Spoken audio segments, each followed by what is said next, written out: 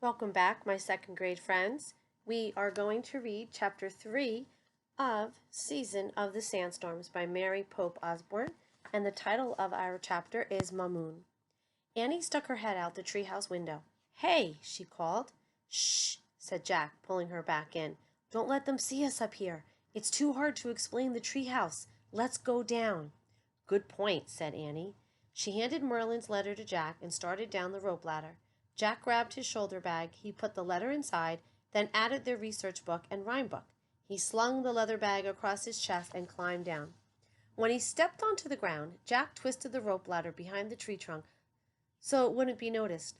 "Okay," he said to Annie. "Hey," Annie called out, waving.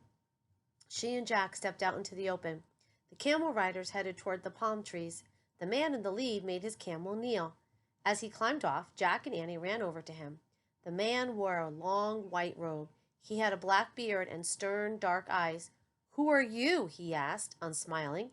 "From where do you come?" "I am Annie, and this is my brother Jack," said Annie. "Our home is far away in Frog Creek, Pennsylvania." "I have not heard of such a place," the man said. "How do you come to be here in the desert alone?" Jack didn't know what to say.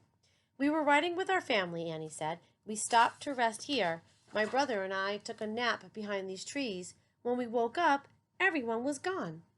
They left us by mistake. See, we have a really big family. There are so many brothers and sisters."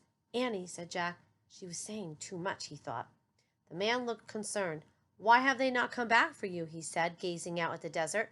"I hope they have not been attacked by bandits."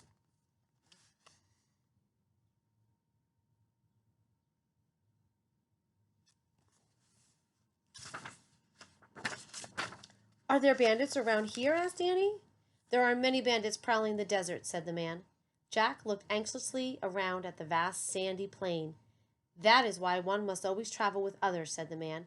"But I hope your family's safe and will return for you soon." "Excuse me," Annie said politely, "but who are you? How did you happen to come here?" "I am a merchant," the man said. "My caravan was traveling from the west when we were surprised by a sudden sandstorm. It seemed to come from nowhere, but luckily it brought us to the oasis. We will rest and water our animals until the sun goes down. In the cool of the night, we will travel on to Baghdad." The caravan leader walked over to his men and spoke to them. They dismounted and started taking saddlebags off of the camels. Annie turned to Jack. "See, our rhyme worked," she whispered. "The sandstorm was magic. It brought them here on their way to Baghdad." "But how can we get them to help us?" said Jack. "Well, Merlin said we should be humble, so let's offer to help them," said Annie. She walked over to the caravan leader. He was filling a canvas bucket with water from a small spring. "Excuse me," said Annie. "We wondered if we can help you." The man gave her a quick smile. "Thank you. Yes," he said. "If you can gather dates, it would be most appreciated. My men are very hungry." He handed Annie 2 large baskets. "No problem," said Annie. "We'll gather the dates." Annie carried the baskets to Jack. "Do you know what a date is?" she whispered. "We're supposed to gather some." "I'll look it up," said Jack. With his back to the camel riders, he pulled their research book out of his bag and looked up dates. He read, "Dates are known as the fruit of the desert. They hang in bunches from date palms. People gather dates by shaking the trunk of the tree. Not only are dates an important food, but the wood and leaves of the date palm are used to make—" "Okay, I got it," interrupted Annie, putting the baskets down. "Let's start shaking the trees."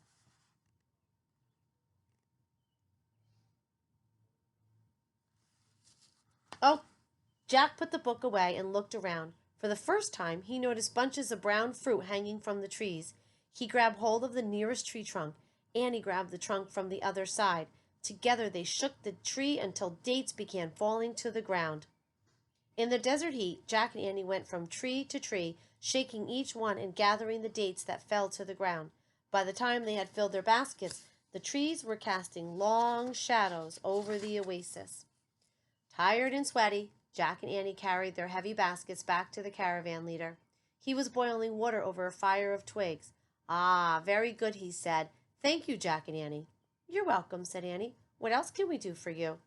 "You should rest from the heat now," said the man. Would you like to sit and have tea with us? Sure, said Annie. By the way, what's your name? My name is very long, the man said with a smile. You may call me Mamoon. While their camels grazed, Mamoon and his men sat on a wooden rug spread over the grass. They shared dates and tea with Jack and Annie. The dark plum fruit was sweet and chewy. The tea was strong but good. In the fiery red glow of the setting sun, Jack watched the grazing camels. He thought the humped animals looked really funny. They had knobby knees, big clumsy feet, and little ears that twitched. Some camels smacked their droopy lips as they drank water. Others gobbled down whole branches of thorn bushes without even chewing. Don't the thorns hurt the camels' throats? Jack asked Mamoon. No, said the caravan leader. Their mouths are very tough. They can eat anything, sticks, bones, even our tents and saddlebags if we let them, said a young camel rider. Annie and Jack laughed. What's in your saddlebags? Annie asked. Our bags are filled with goods from Greece, Turkey, and Syria, said Mamoon. We have many things, jewels, beads, and precious spices such as cinnamon, pepper, and vanilla. We are taking everything to Baghdad to sell. We have to get to Baghdad too, said Annie. We have to meet with the Caliph. The camel riders chuckled as if they thought Annie was making a joke. Only Mamoon did not laugh. Your family is to meet with the Caliph, he said. No, said Annie, just Jack and me. We have to help him spread wisdom to the world. Annie, warned Jack. The camel riders laughed loudly. What's so funny? Annie asked. The Caliph does not meet with children, said a young man. He is the most powerful and important person in the world. Oh, said Annie, frowning. The news worried Jack, too. Mamoon looked at Annie and Jack with a curious expression. Night will soon be upon us. Since your family has not returned, would you like to travel with us to Baghdad? You have journeyed by camel this far. I trust you can ride camels the rest of the way. Sure we can, said Annie. We love camels. We do, thought Jack. Good. We love our ships of the desert too, said Mamoon. We will set sail on them soon.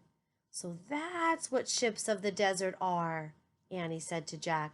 Camels, thought Jack. Oh, brother. Okay, I hope you enjoyed Chapter 2. I'm sorry, that was Chapter 3.